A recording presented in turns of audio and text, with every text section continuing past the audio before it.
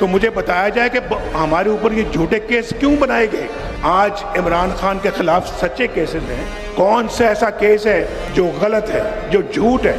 आप हमें ताना देने से पहले या हम पर उंगली उठाने से पहले आप हमें बताएं कि ये तीसरी फोर्स जो है वो आप नहीं थे। अगर वो आप नहीं थे तो मैं सियासत से रिटायर होकर घर चल जाने को तैयार हूँ। यहाँ तक उनके हौसले बुलंद हो गए थे। प्राइम मिनिस्टर हाउस के सामने धरना हो रहा है और वो कह रहे हैं कि नवाज शरीफ, हम तुम्हारे गले में रस्सा डालकर खींचकर बाहर लेके आएंगे तुम्हें। किसकी माँ पर इतनी बड़ी बड़ी धमकियां दे रहे थे। और 2018 के इलेक्शन में जो हुआ था, इन लोगों के साथ साथ आप जिम्मेदार हैं। तो भाई हम तो आज 28 मई है, हम तो 28 मई वाले हैं, हम 9 मई वाले नहीं हैं। बिस्मिल्लाहिर्रहमानिर्रहीम, अस्सलाम वालेकुम नाजरीन। फरवरी 2018 में सुप्रीम कोर्ट के फैसले के नतीजे में PMLN के कायद नवाज शरीफ को पार्टी सदारत से हटा दिया गया था, लेकिन आज उन्हें एक बार फिर PMLN का बिला मुकाबला सदर मुंतखब कर लिया गया है। पार्टी के जनरल कौंसिल इजलास से खिताब करते हुए नवाज शरीफ ने कहा कि साकिब निसार ने मुझे ज़िंदगी भर के लिए पार्टी की सदारत से हटाया। आज लोगों ने साकिब निसार का फैसला रद्दी की टोकरी में डाल दिया। उन्होंने ये शिकवा भी किया कि टांगें खींचने वाले ना आते तो यहाँ गुर्बत और बेरोजगारी नाम की चीज़ ना होती। नवाज शरीफ ने बानी PTI पर भी तनकीद की। उन्होंने कहा कि मैं खुद बानी PTI के पास चल कर गया, साथ चलने की बात की, वो राजी हुए। फिर लंदन जाकर एहतजाज का उन्होंने प्लान बना दिया, फिर धरने शुरू हुए और मुझे ये पैगाम दिया गया कि ओहदा छोड़ दूँ। मैंने कहा जो करना है करें। नवाज शरीफ ने कभी इस्तीफा नहीं दिया। उन्होंने कहा कि बानी PTI हमें ताना देने से कबल बताएं कि तीसरी फोर्स आप नहीं थे तो कौन था? जमहूरियत को पटड़ी से भी आपने उखाड़ा। प्राइम मिनिस्टर हाउस के धरने में कहा गया कि नवाज शरीफ, हम तुम्हारे गले में रस्सा डालकर बाहर लाएंगे। बानी PTI पहले इन बातों का कौम को जवाब दें, फिर हमसे बात करें। क्या नवाज शरीफ के बानी PTI से शिकवे जायज़ हैं? इस पे हम बात करेंगे। और नवाज शरीफ के पार्टी सदर के क्या असरात होंगे, ये आज का बड़ा और पहला सवाल होगा एक्सपर्ट्स के लिए। आज पैनल में मौजूद हैं आमिर इलियास राना साहब, हाफिज़ ताहिर महमूद अशरफी साहब, ब्रिगेडियर रिटायर्ड हारिस नवाज साहब, फैसल हुसैन साहब और मोहम्मद इलियास साहब। मैं आप सबको खुश आमदीद कहूँगी। आमिर साहब, आपसे आगाज़ कर रही हूँ, चूँकि जिस तरह से नवाज शरीफ साहब ने बानी PTI से मुतल्लिक़ कुछ शिकवे किए, उन्होंने ये भी कहा कि मैं बनी गाला भी गया, फिर सड़क बनाकर उन्होंने कहा सड़क बनवा दो, मैंने बना दी। वो कहते हैं कि पहले कौम को जवाब दें कि वो तीसरी फोर्स तो आप ही थे, जिसका आप बार बार बात भी करते हैं। तो आपके ख्याल में ये जो शिकवे कर रहे हैं वो जायज़ हैं? और पार्टी सदर मुंतखब हुए, आप कौमी सियासत पर, नून लीग की सियासत पर इसका क्या इम्पैक्ट देख रहे हैं आमिर साहब? देखें, वो जो खान साहब 2014 में जिन जनरल ज़हीर इस्लाम का नाम आज नवाज शरीफ ने लिया, जब वो DGISI थे नवाज शरीफ के दौर में, उन्हीं के इशारों पे वो उंगली उठा के कहते थे ना, अंपायर की उंगली उठने वाली है। क्योंकि पहले 6 दिन का प्लान था, 14 अगस्त से 20 अगस्त तक का, कि हुकूमत का तख्ता उलट दिया जाएगा।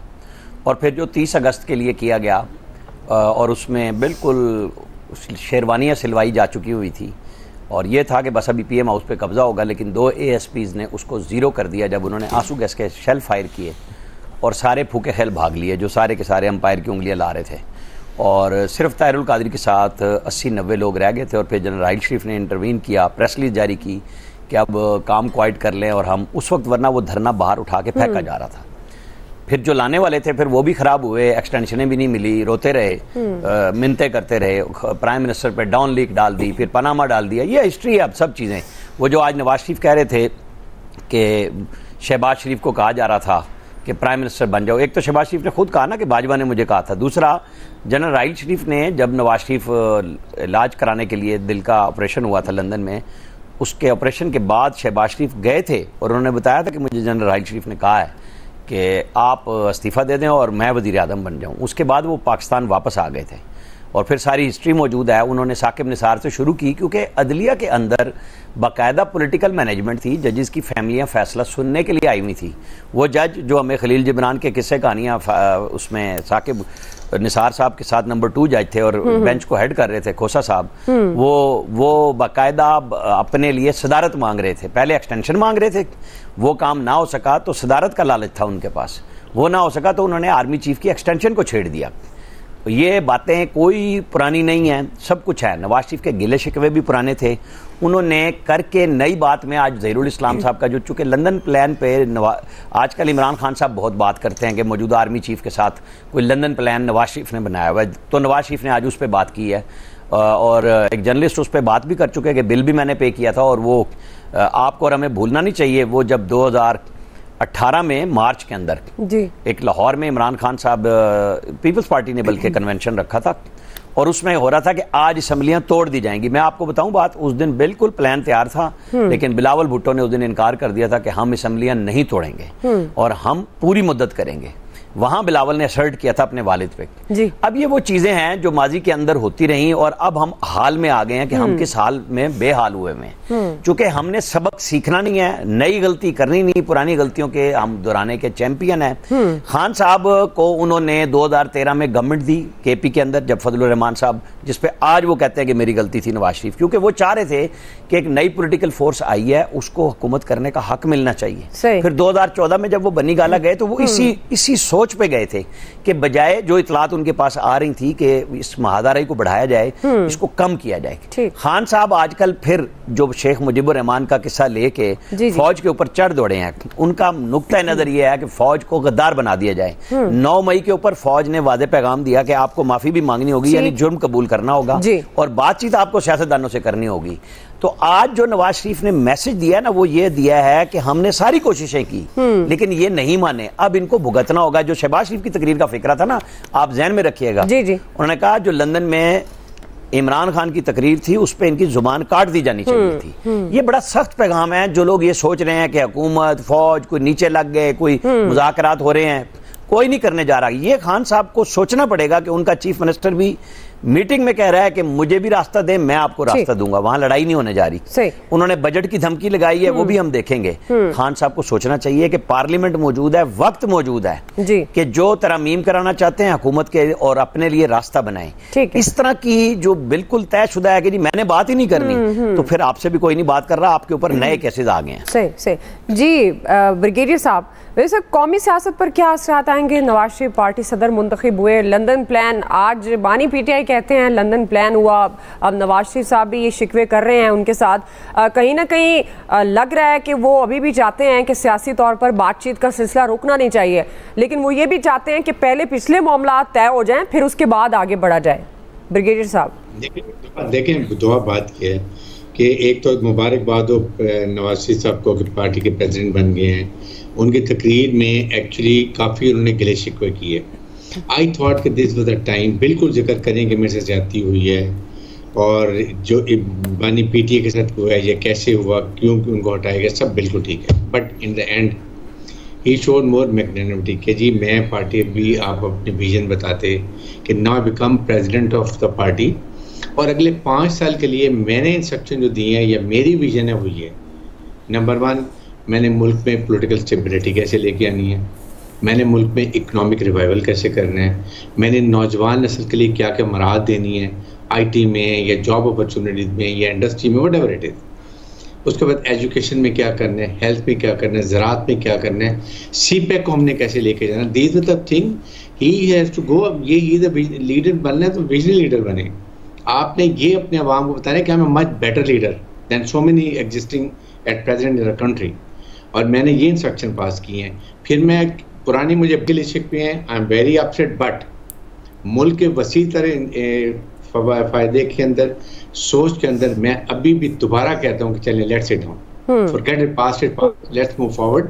पाकिस्तान के लिए आज हम बैठते हैं। हमें इस वक्त बहुत मुल्क के हालात ख़राब हैं, और आज के दिन अहद करते हैं 28 मई 1998 में जो हमने धमाका किया था, जिससे पाकिस्तान बड़ा एक स्ट्रॉन्ग किला बना दिया था दिफा का, ठीक है, बिल्कुल भी गिव क्रेडिट। आज हम बैठ के इस पे फैसला करें कि हमने आगे कैसे चलना है, मुल्क को कैसे लेके चलना है, पॉलिटिकल तरीके से, जमहूरी तरीके से। आई थिंक ये अगर देते तो आई थॉट कि he would have created more impact on the not only in this party but over national level के भी लीडर है, तो उनका ये ज़्यादा बन जाता था। और उसके बाद सोशल मीडिया पर ट्रोलिंग जो हो रही है, एनिमी के नैरेटिव को डिफीट करने हैं, लेट्स रिमेन यूनाइटेड, पूरी कौम का इकट्ठा जरूरत है। इस वक्त एनिमी हमारे पास चढ़ा हुआ है, टोटल चढ़ा है, फौज इमाम को लड़ा दे, फौज कमज़ोर करे, इराक लीबिया वाला हाल करे। तो आई थॉट कि ये चीज़ें अगर ये नवाज शरीफ कहते तो ये ज़्यादा इम्पैक्ट करते, इनके आने से सियासत में बहुत ज़्यादा फर्क पड़ता है। सही जी। फैसल साहब, आपको क्या लगता है, कोई ज़ाहिर है नून लीग में नून लीग नवाज शरीफ से है, हम बारहा ये बात करते हैं कि वोट बैंक की अगर बात करें वो नवाज शरीफ से है, नैरेटिव वो बनाते हैं, उनका होल्ड है। अब एक बार फिर सदारत उनके पास आई तो जो एक पार्टी बारहा की बात की जा रही है कमज़ोर है, उस तरह से जिस तरह वोट को इज्जत दो के बयानी के बाद जो कॉन्सिक्वेंसेस फेस किए नून लीग ने, तो अब आपको क्या लगता है दोबारा क्या असरात मुरतब हो सकते हैं? क्या वो मजबूत कर सकेंगे जमात को? और जो बानी पीटीआई से जाहिर है गिले शिकवे वहाँ होते हैं जहाँ कोई रास्ता दिखाई दे रहा होता है, तो आपको लगता है कि वो चाहते हैं कि बातचीत का सिलसिला रुकना नहीं चाहिए? असल में सोशल मीडिया पे आज किसी ने बड़ा अच्छा तबसरा किया है कि 2024 का वाहिद इलेक्शन नवाज शरीफ साहब आज जीते हैं। बात यह है कि इस मुल्क के सियासतदानों का अलमिया है और इस कौम की बदनसीबी ये है कि सियासतदान जो है ना इस कौम को पता नहीं किस हद तक जो है बेवकूफ़ समझते हैं। नवाज शरीफ साहब जो कुछ बयान कर रहे हैं उनके साथ जो ज़्यादतियाँ हुई हैं और बिल्कुल सही बयान कर रहे हैं, ऐसे ही हुआ है।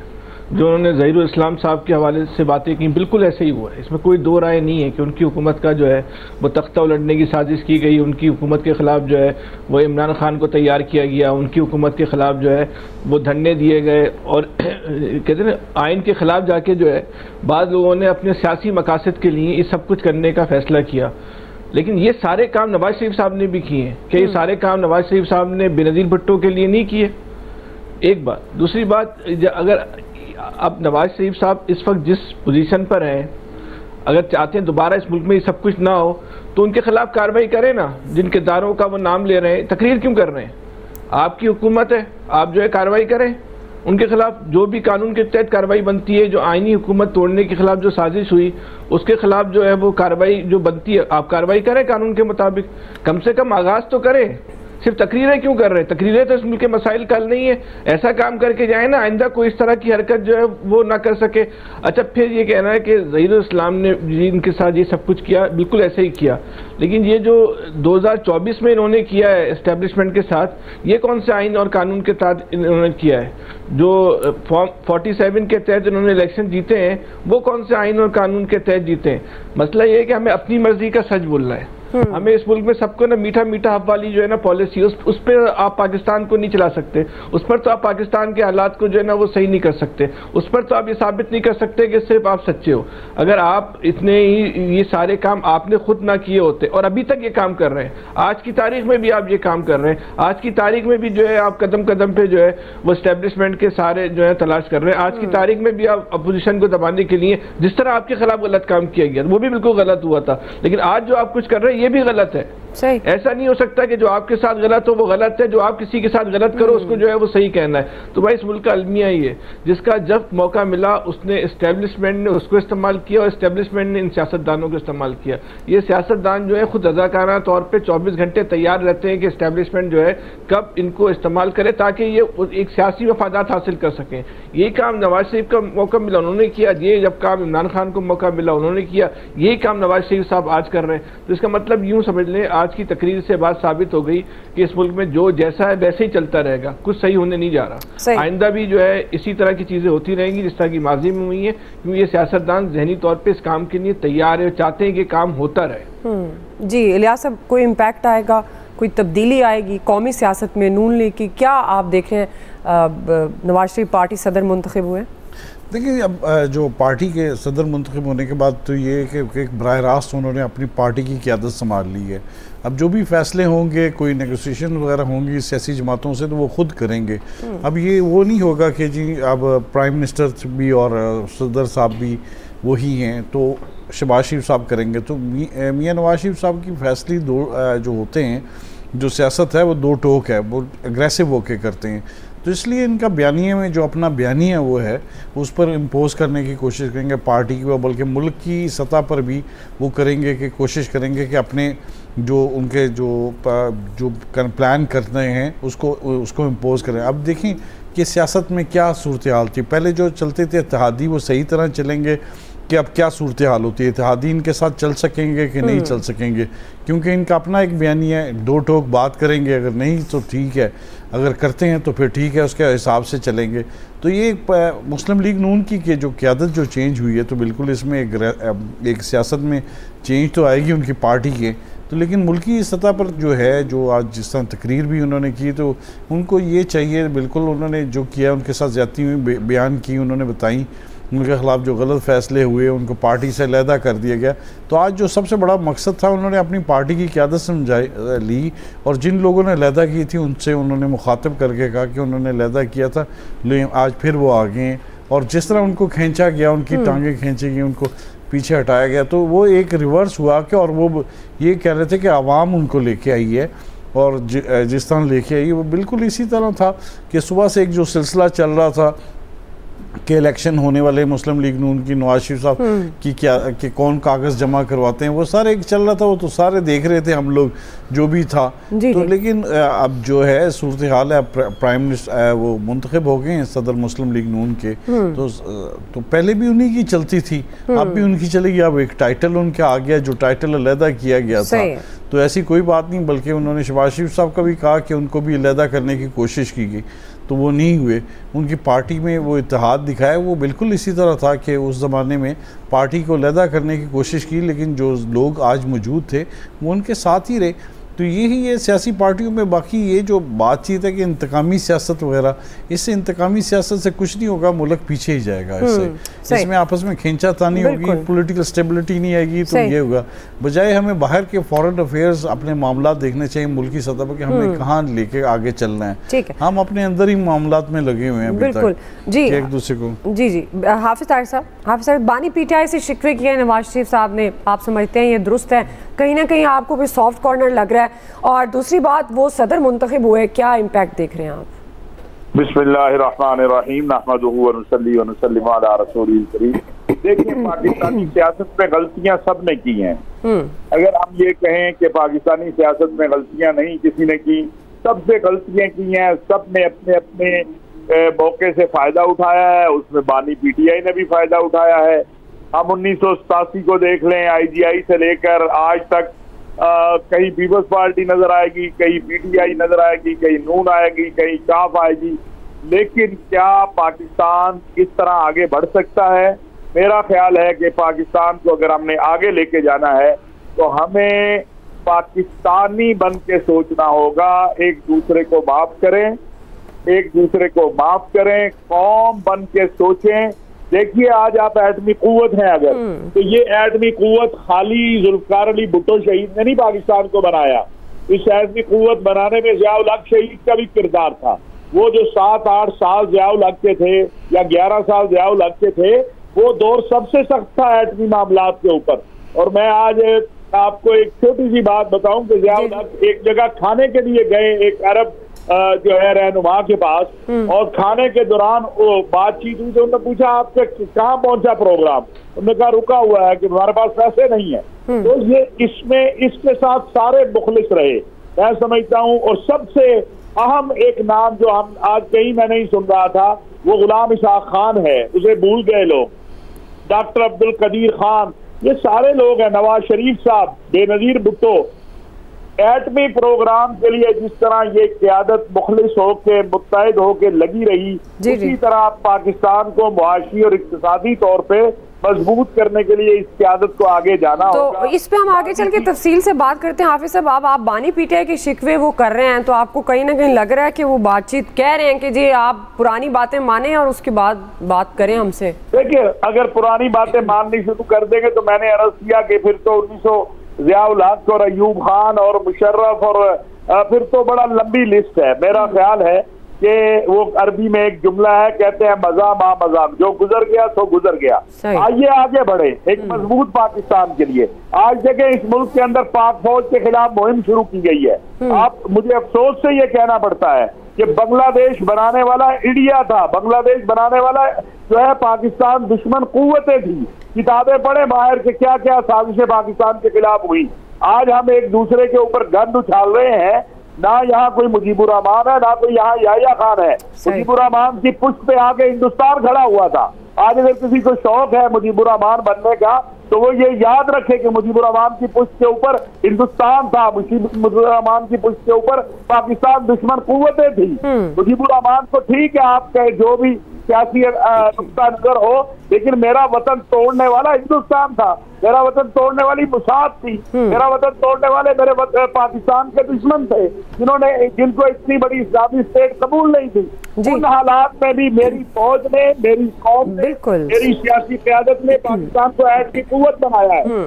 जुल्फ़िकार अली भुट्टो शहीद से लेकर नवाज शरीफ साहब तक, बेनज़ीर तक, गुलाम इसाक़ खान तक, अब्दुल कदीर साहब, ये सारे लोग जो है वो बाकी भी जितने ज़ुआमात है सबने कुर्बानियां दी हैं और ये मुल्क एटमी कुव्वत बना है। मेरी फौज की कुर्बानियां, मेरी कौम की कुर्बानियां है, लिहाजा हमें मुत्तहिद होकर पाकिस्तान को एक रोशन मुस्तक़बिल। चले, मुत्तहिद होने की बात है, जाहिर है फिर मुत्तहिद होने के लिए तमाम सियासी कुव्वतों को, पाकिस्तान के तमाम स्टेक होल्डर्स को मेज़ पर ज़रूर बैठना पड़ेगा तभी, और पुराने गिले शिकवे मिटाकर नया आगाज़ करना पड़ेगा। बहरहाल अब देखते हैं कि नवाज शरीफ साहब पार्टी सदर मुंतखब हुए हैं, क्या इसकी असरात, क्या इम्पैक्ट आता है पार्टी पर, और ज़ाहिर है पंजाब में भी हुकूमत है, वफाक में भी उनकी हुकूमत है, तो क्या तब्दीलियाँ आती हैं, कितना मजबूती के साथ वो इसको लेकर आगे चलते हैं, ज़ाहिर है ये आने वाला वक्त बताएगा। एक्सपर्ट्स की राय आपने जान ली, एक ब्रेक ले रहे हैं जी, ब्रेक से वापस आएंगे। दूसरा बड़ा सवाल, पाकिस्तान को दुनिया की 7वीं एटमी ताकत बने 26 साल हो गए हैं, पाकिस्तानी तारीख में आज के दिन की क्या अहमियत है, इस पर हम बात करेंगे ब्रेक के बाद। नाज़रीन, पाकिस्तान को एटमी ताकत बने तकरीबन 26 साल मुकम्मल हो गए हैं। पाकिस्तान ने 28 मई 1998 को बलूचिस्तान के इलाके चागी में कामयाब एटमी तजुर्बात किए थे। नाज़रीन, ये बिलाशुबा एक तारीखी दिन था जब पाकिस्तान का दिफा मजबूत हुआ था। पाक फ़ौज ने यौम तकबीर की सालगिरह पर कौम को मुबारकबाद पेश करते हुए कहा है कि ये दिन पाकिस्तान के जोहरी तजुर्बात की तारीखी कामयाबी की याद दिलाता है, जिसके बाइस खित्ते में ताकत का तवाज़न बहाल हुआ। एलामिया में कहा गया है कि मुसल्लह फ़ौज और कौम इन तमाम लोगों की बेलौस कुर्बानियों को खराज तहसीन पेश करती है जिन्होंने इस शानदार कारनामे में अपना हिस्सा डाला। प्राइम मिनिस्टर शहबाज शरीफ साहब ये कहते हैं कि यह दिन पाकिस्तान के दिफा को नाकाबिल तस्खीर बनाने में कौमी इत्तेहाद की याद दहानी कराता है। नाज़रीन, दीगर रहनुमाओं की तरफ से भी पैगाम दिए गए, लेकिन इस सब के बीच कहीं ना कहीं सोशल मीडिया पर इस दिन का मजाक भी बनाया गया और कुछ तनकीदी बातें भी हुई जो इस दिन की अहमियत को कम तो नहीं कर सकती, लेकिन फिर भी ऐसी बातों से हमें गुरेज करना चाहिए क्योंकि एटमी क़ुव्वत सोशल मीडिया पर मजाक का मटीरियल नहीं है, कौमी बका की ज़मानत है। आज हम अपने एक्सपर्ट से इस दिन के पर बात करेंगे। सबसे पहले आमिर साहब, मैं आपसे शुरू करना चाहूँगी क्योंकि एटमी धमाकों के कुछ दिन बाद आप वहाँ खुद गए और मैं आपसे यही जानना चाहूँगी क्योंकि मुझे लगता है हमें हमारे देखने वालों को, आज की नई नस्ल को आज के इस दिन की अहमियत के बारे में पता होना चाहिए कि ये कितना इम्पोर्टेंट डे है पाकिस्तान के लिए। आमिर साहब, क्या जज्बा था?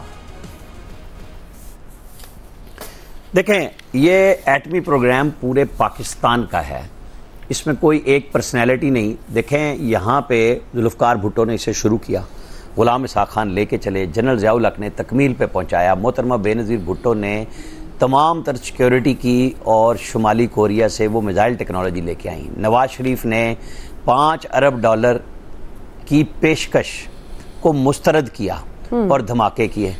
उनकी कैबिनेट में लोग मुखालिफ भी थे, लेकिन वो ये नहीं कि वो पाकिस्तान के मुखालिफ थे, वो इस पे जो थी ना कि सैंक्शंस लग जाएंगी।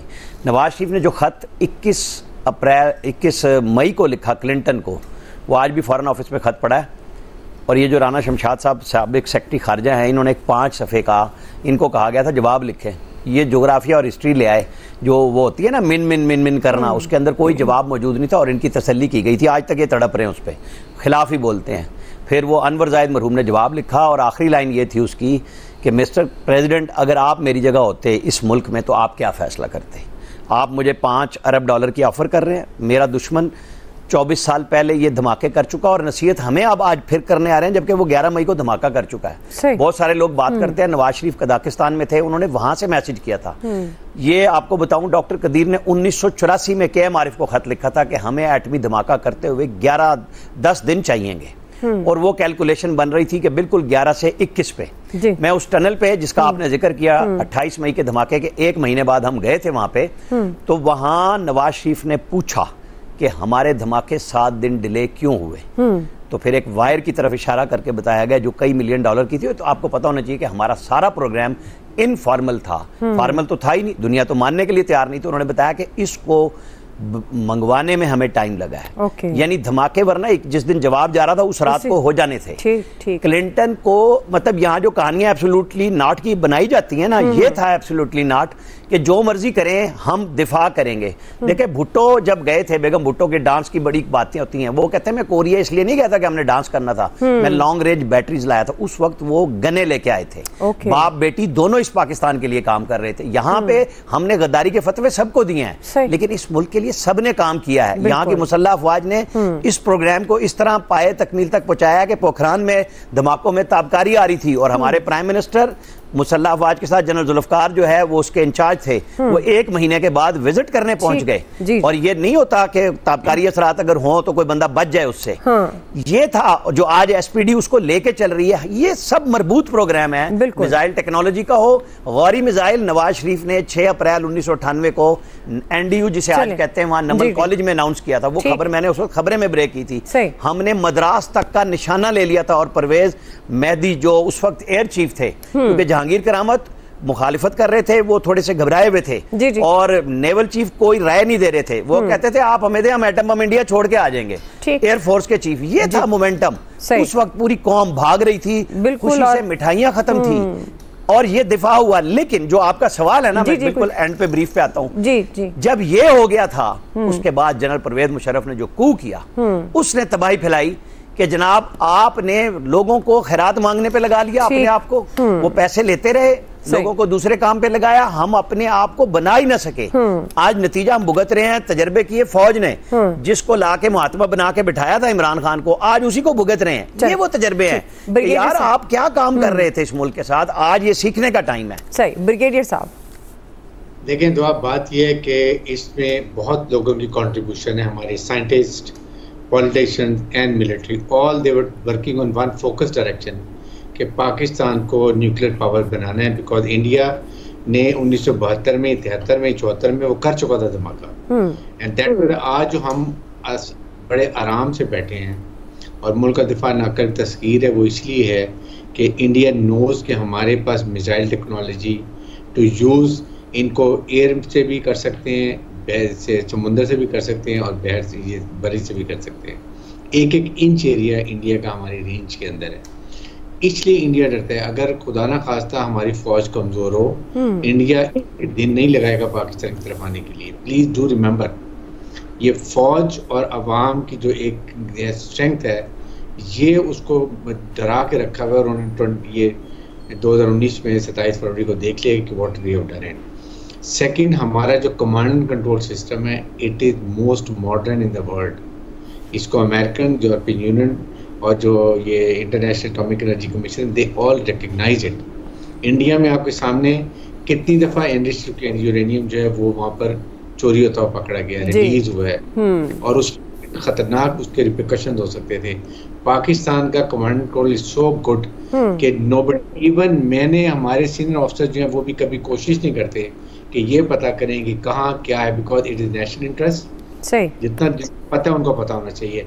और ये पूरी कौम को इस बात का ख्याल होना चाहिए कि मुसल्लह अफवाज के साथ रहें, एज ए कौम जुड़ के रहें, और दुश्मन के तमाम नैरेटिव को डिफीट करें। ये हमारा इस वक्त आज के दिन जो 28 मई 1998 में किया था, आज इसका अहद करना चाहिए कि मुल्क को स्ट्रॉन्ग करें, और फिर जो हमारे मुसल्लह अफवाज की कुर्बानी है उनको प्लीज डू रिमेंबर। अभी आपके सामने आज हमारे 5 शहीद हैं बरी में, 2 इससे पहले, 2 दिन पहले हुए। So we have to stand और फील, और आज एक अहद कर लें कि Pakistan will remain united and we have to defeat enemy narrative, जो फौज और अवाम। बिल्कुल, और इस अहद की अशद जरूरत है। ब्रेक नाज़रीन, ब्रेक से वापस आएंगे, यही सवाल दीगर एक्सपर्ट से राय लेंगे, हमारे साथ रहिएगा। वेलकम बैक नाज़रीन। फैसल साहब, यही सवाल आपसे कि पाकिस्तान के लिए एटमी क़ुव्वत बनने की अहमियत क्या है, और आज के दिन की पाकिस्तानी तारीख में क्या इम्पोर्टेंस है?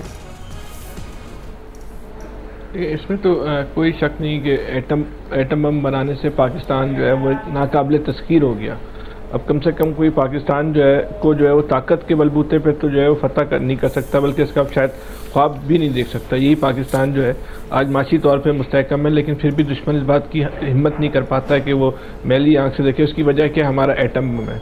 लेकिन आज जो जैसे आपने भी अपने सवाल ने पूछा कि आज के दिन के हवाले से लोग जो है वो इस हवाले मजाक उड़ा रहे हैं, तो ये गलत है। किसी फ़र्द से आपका इख्तिलाफ हो सकता है, लेकिन वो चीज़ें जो पाकिस्तान के इस्तेकाम की अलामत हों या वो खुद पाकिस्तान के हवाले से हों, तो उसका मजाक नहीं उड़ाना चाहिए। हमें अपने इख्तिलाफात को जो है वो इस इंतहा पर, इस नहज पर लेकर नहीं जाना चाहिए। लेकिन आज एक अफसोसनाक बात ये भी हुई कि इस एटम बम का जो असल खालिक है वो है डॉक्टर अब्दुल कदीर खान, और एटमी धमाके के हवाले से जितनी तकारीब हुई उसमें डॉक्टर अब्दुल कदीर खान को जो है नज़रअंदाज किया गया। ये कोई अच्छी अलामत नहीं है। हम अपने कौम के मोहसिनों का, रियासत के मोहसिनों का, पाकिस्तान के मोहसिनों का, उनका भी जो एहतराम नहीं कर सकते, उनका क्रेडिट भी जो है वो छीनना चाहते हैं। तो ये जो असल इस एटम बम का खालिक है उसका क्रेडिट अगर कोई छीनना चाहता है तो ये आप जाती कर रहे हैं, और इससे कोई फर्क नहीं पड़ेगा। दुनिया को पता है इस एटम बम का जो है वो खालिक कौन है, लेकिन आज इस मुल्क में ये करने की कोशिश की गई, तो ये भी कोई अच्छी अलामत नहीं है। जिन्होंने ये काम किया है वो भी जो है वो ज्यादती के जो है मुर्तकिब हुए। सही जी। इलियास साहब, देखिए जी, आज के दिन हमें फ़ख्र होना चाहिए। आज से 26 साल पहले जो हम एटमी क़ुव्वत बने, और इसकी वजह से ये हुआ कि पाकिस्तान को दुनिया में एक 7वें नंबर पर, यानी कि हमें एक है कि कोई अब दुश्मन जो ममालिक हैं, दुश्मन हमें मैली नज़र से नहीं देख सकता है। कि वो पहले ये होता था, थ्रेट होता था कि उनके पास एटमी क़ुव्वत है, हमारे पास नहीं है। लेकिन अब उसके बाद ये है, तो हमें इसके लिए अपना देखना चाहिए कि माजी में हम लोग क्या थे, आपस में इत्तेहाद था कि मुल्क के लिए सोचते थे, सारे लोग मुल्क के लिए सोचते थे, और हर एक ने अपना किरदार अदा किया। जिस तरह बताया, सब हमें सबको पता है कि सब मुत्तहिद थे। एक था कि मुल्क के लिए सोचना है, अपनी कौम के लिए सोचना है। अब वो सूरत हाल नहीं नज़र आती। अब देखें, अब जिस तरह फसाद है, सियासी मामलात पर एक दूसरे के खींचा तानी है, किसी को क्रेडिट नहीं देना। हमें एक दूसरे को क्रेडिट देना चाहिए कि किसी ने क्या किया, मुल्क के लिए क्या किया।